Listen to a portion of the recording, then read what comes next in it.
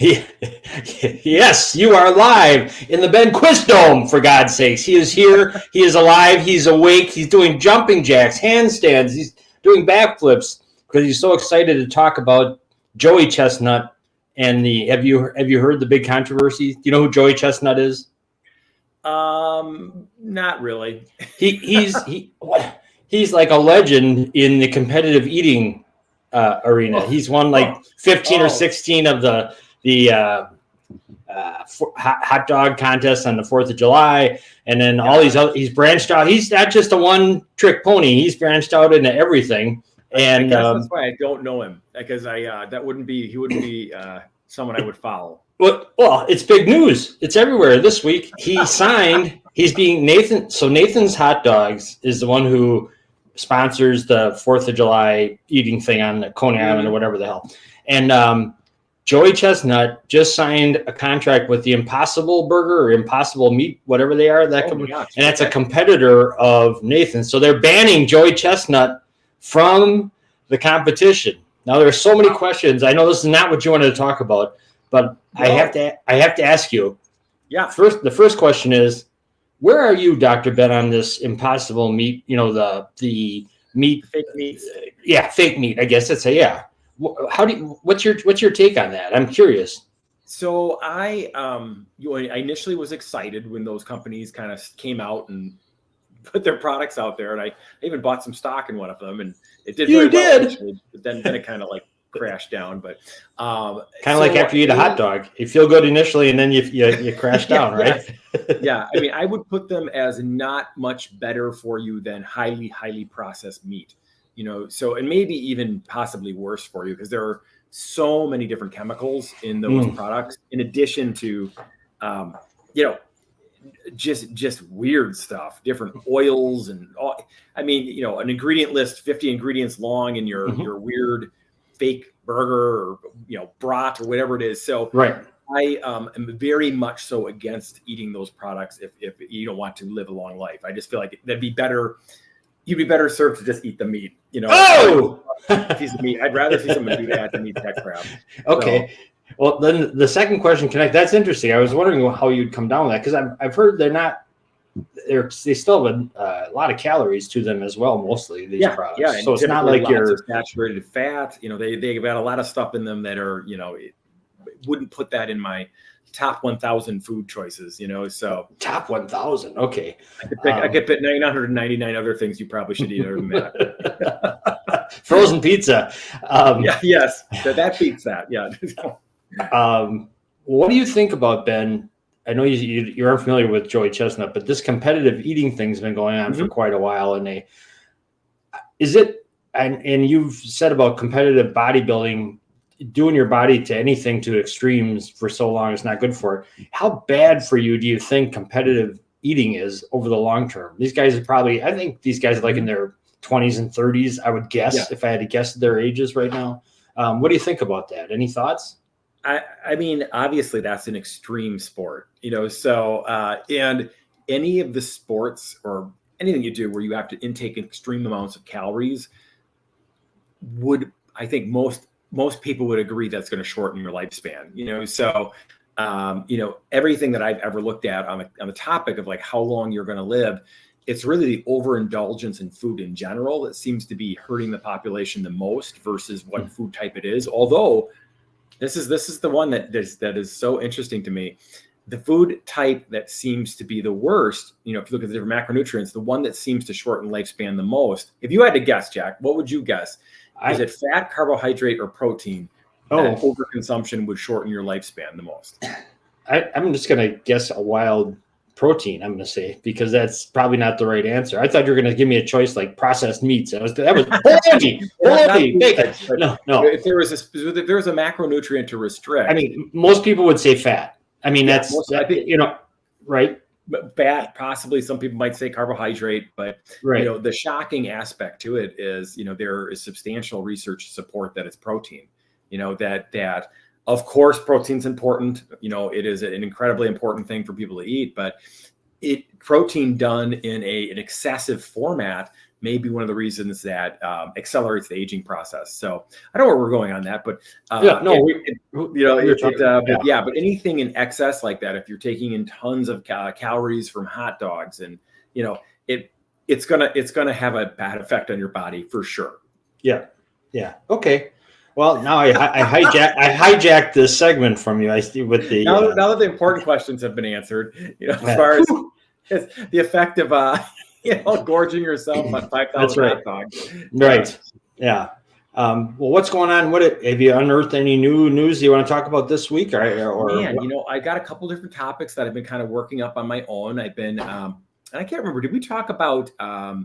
My email this week was on how to preserve your joint health or your articular cartilage. We haven't talked about that. No. Okay. That's kind of an interesting topic. I mean, I don't know if you want to talk about that today. But, definitely. That's a huge one. And that particular topic. So for your listeners, your articular cartilage is the cartilage between the joints that move in your body. So like in your knee or in your hip, or even between the joints in your spine, there's like this, soft, cushy stuff that we all know of as cartilage. And I always like to think of it kind of like the treads of a tire, so as we go through our life, sometimes it can get injured or damaged, or it can kind of wear down. And when that tread wears down to being gone, instead of just having to replace our tires, unfortunately for us human beings, we either have to live in constant pain, or we have to have the joint replaced, so the knee replacement, a hip replacement, a shoulder replacement, all the different replacements, and I have always been really fascinated with the fact that you'll see one person who makes it into their 90s and they're still crouching down to the floor and getting back up. They're still taking long walks. Yeah, I know. It's just interesting. But then you see another person who's maybe in their 70s, 60s, 50s, who is moving in constant pain in their joints, where they're basically bone on bone. And why did that happen? Why did that one person make it all those extra decades of life with their cartilage preserved, and one person didn't, the other person didn't, and we've all know examples like that, Yeah.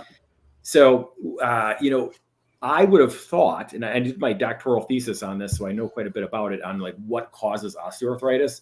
I would have thought that it was genetics, right? That it would be like, oh, well, the guy that got really bad, or that woman that got really bad arthritis in her 50s or 60s, it was all just her genes. There was absolutely nothing she could have done about it, and it's interesting.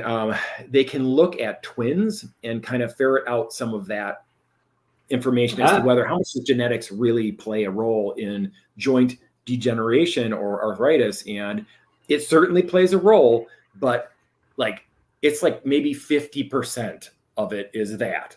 So it maybe one twin gets arthritis, but the other one doesn't, so like that, same thing, same genetics, right? So there are definitely a host of other factors that lead to getting that arthritis in the joints, that many of them are things that we can really control. So, and I'm always a fan of moving and walking without being racked in pain. So me too.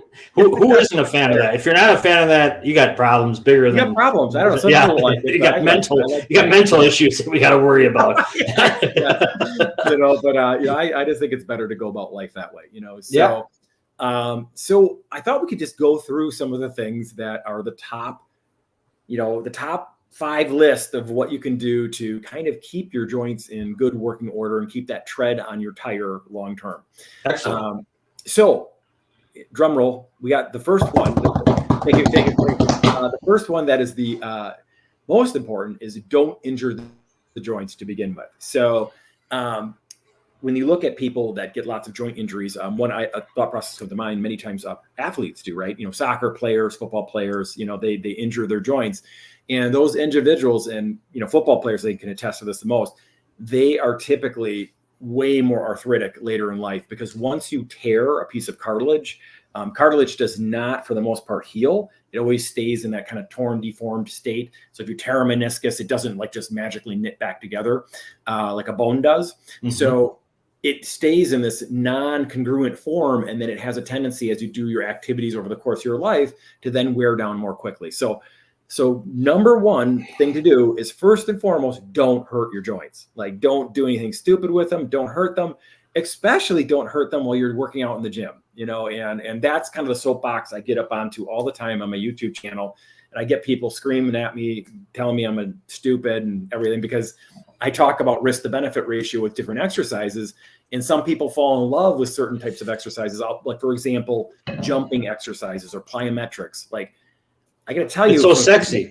Plyometrics are sexy, Ben. I mean, you see somebody jumping. Like, everyone wants to jump on boxes and spin around and do all kinds of crap. But you're over the age of 40 and you're doing that, and you're not doing it for a very good reason. Like, you're competing in the Senior Olympics.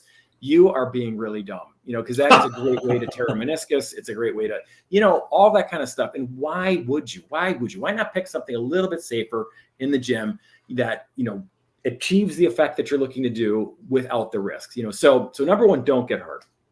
Okay. Are you ready for number two? Yeah, I am. I'm ready. Go. Are you writing this down? Oh. What's going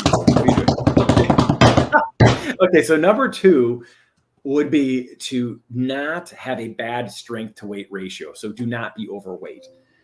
Weight is, other than, damaging the joint through injury, is definitely the next highest thing that correlates with you getting arthritis later in life. And that makes sense, right? So our muscles are our shock absorbers, and they really kind of help cushion the load as we step and move and do the different things that we do in our life.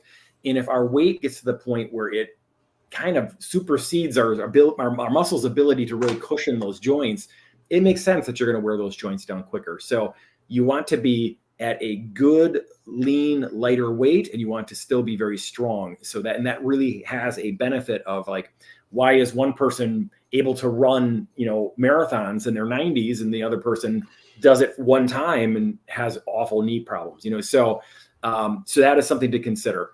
And so that's staying strong with weightlifting. That's, eating proper amounts of calories and proper food selection to make sure that you stay in that realm of having a good strength to weight ratio.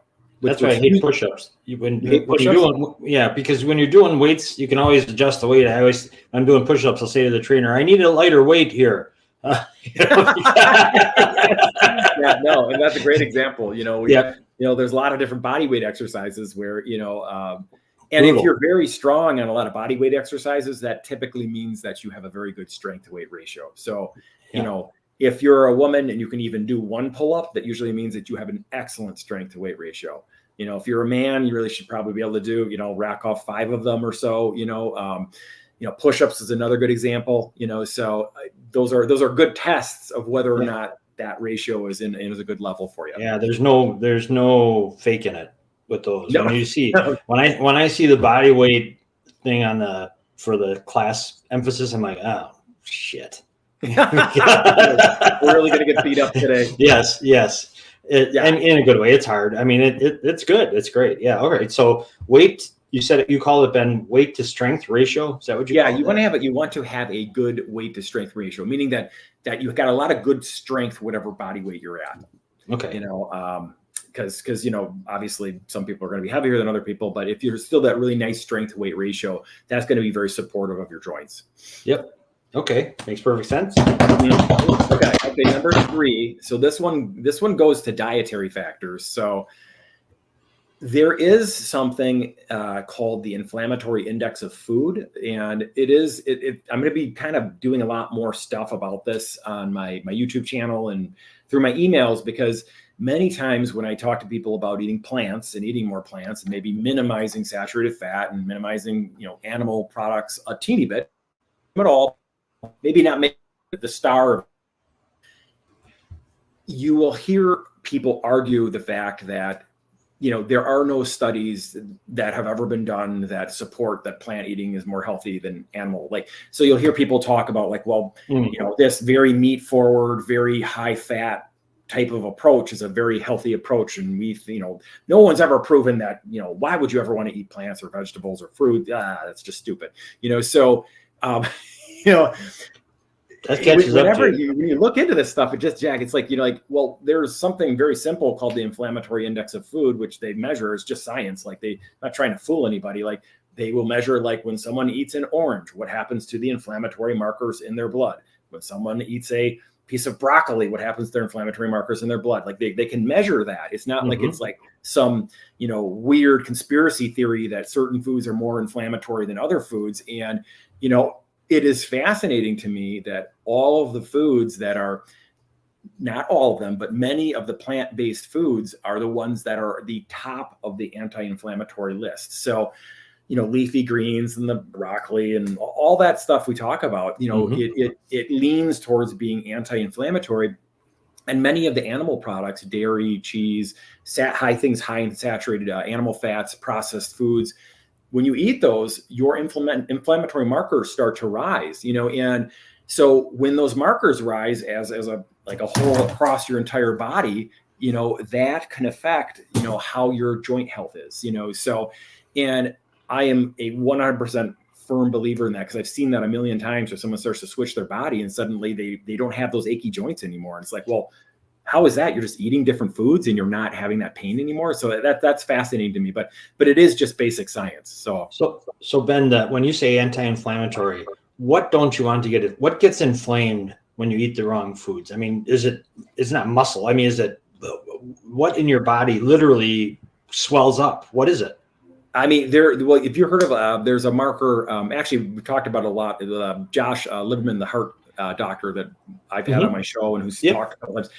There's a marker called C-reactive protein in your body, which is just kind of a basic marker of like how inflamed, what's your inflammation status in your body, so there's a lot of, like you said, a lot of different tissues can become inflamed. A tendon can become inflamed, so it's really kind of that more global kind of inflammation that kind of looks at, although if you have an infection, if you have a damaged, hurt, injury, that marker will go up as well. Or even if you have coronary artery disease, which, the arteries of your heart start to get inflamed, that can raise that marker up. And that's why Josh looks at that when he's looking at someone's heart health. But, you can modulate that and bring that down by eating foods that are supportive of kind of squashing inflammation versus causing it. How long, I say, all right, Ben, you convinced me. I'm going to eat a lot more plant-based foods. I'm going to have broccoli. How long would it take before I would notice the benefits of reduced inflammation after I've been doing it for is it something we're talking about a week, a month? I mean, nothing happens overnight, right? So if someone says, well, I thought I was supposed to get some benefits here, I'm still, I'm eating all these blueberries and everything's still.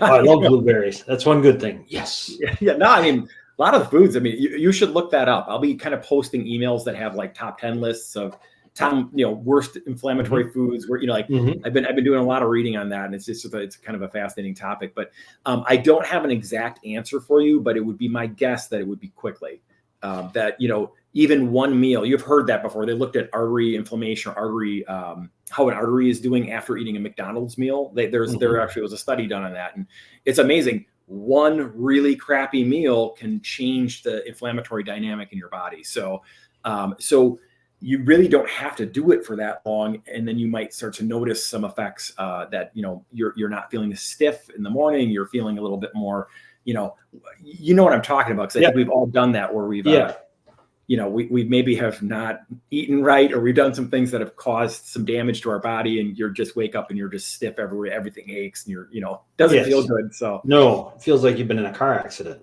Right. Like bounced around kind of. It makes sense that when you're inflamed, that because it stretches it, not in a good way. I mean, it's got to be stretching your skin. It's got to be putting things against each other that's causing friction within your body that has to be moving more painful. I mean, it makes sense when you said it's a global thing. It's not like, okay, this joint's going to benefit from this or what have you. Yeah, no, I mean, that type of thing benefits all your joints at the same time, and if you do, like I said, if you do have one joint where, say, you banged your elbow into the wall or something by accident and it puffs all up and swells, you will have more global inflammation just because of the inflammation going throughout the body. But, it's an interesting thing. But, when I first started to hear about the inflammatory index of food like 10 years ago, and I was getting into reading about all this stuff, I'm like, oh, that's not true. That's just like, oh, the anti-inflammatory diet, what's that? Or the antioxidant diet, there is a very good science to like the different things that cause oxidation or inflammation. And, it doesn't, it seems to be pretty black and white. It's not like it's like, some bizarre, all these vegans getting into some conspiracy theory about the fact of why plants are good.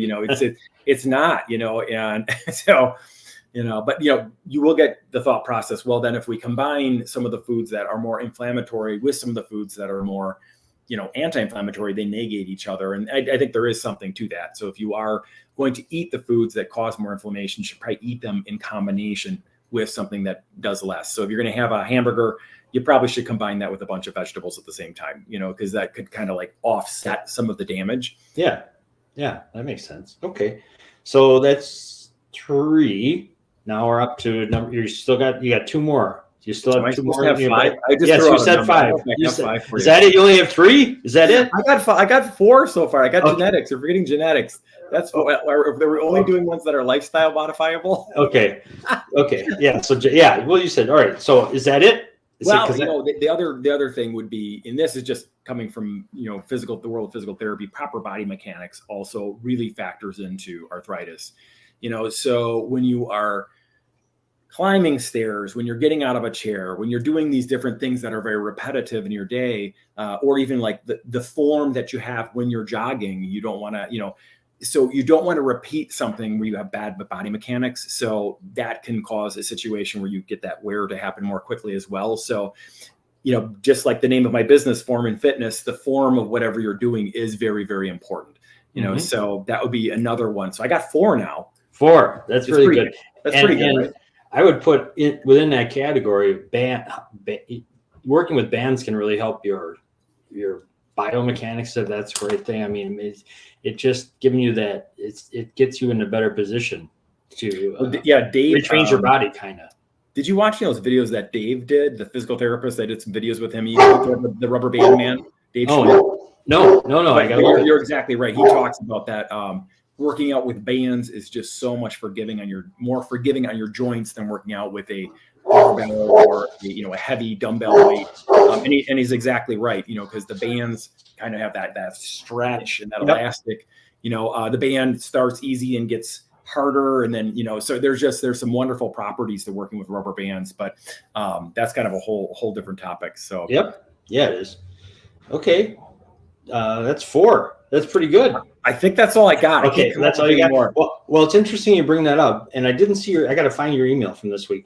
It just came out today. Katie just shot it out today. But our topic this week was joint health. So we're just trying to throw some things out there, because one of the biggest things I want to see for my clients or my members or patients is that they don't hurt themselves while they're exercising. And one of the main areas we hurt ourselves is going to be the joint. That I see that all the time. So anything we can do to kind of just protect those joints a little bit more is just a really important thing.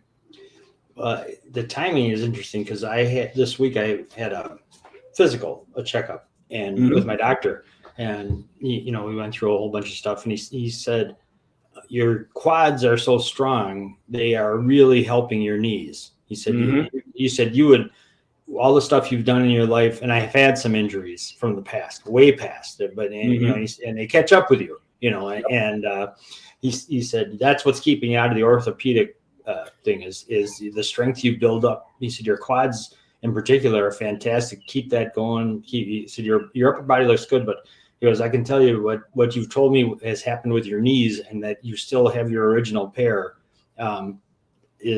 It's a testament to the working out, is what he said. Yeah, I would buy that. That I 100% that can make a big difference. And the outcome as you get into your 50s, 60s, 70s, 80s. So yeah, you've done a great job of that.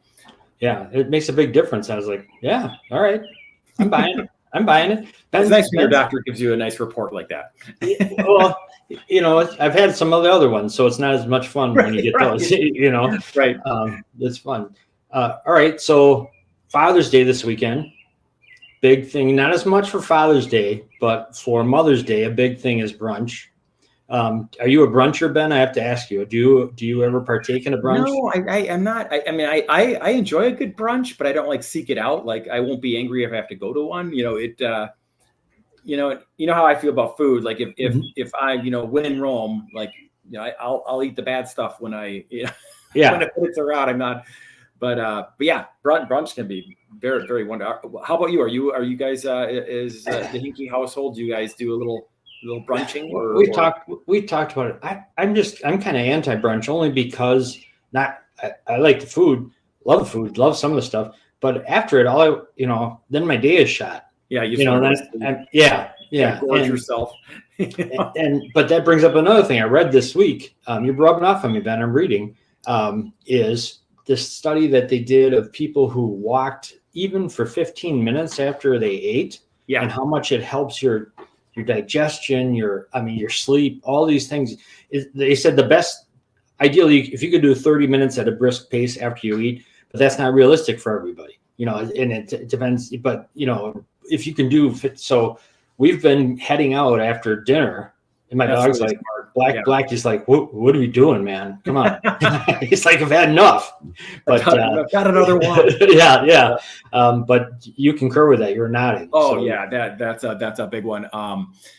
It actually really helps blunt the blood sugar response from the meal too. So if someone's having issues with blood sugar control or prediabetes or that kind of stuff, that's a wonderful way to kind of help blunt that effect. But that's and usually like just light exercise, like you're saying, you would want to go and go sprinting right after a meal, but a nice walk is a wonderful thing to do after a dinner meal or a brunch or something like that.